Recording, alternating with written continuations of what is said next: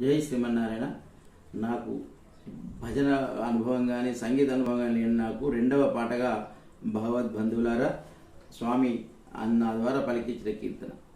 ఇతడితడితడే శ్రీహరి ఇతడే మాధరి ఇతడే మాధవుడితడే ఇతడితడితడే శ్రీహరి ఇతడే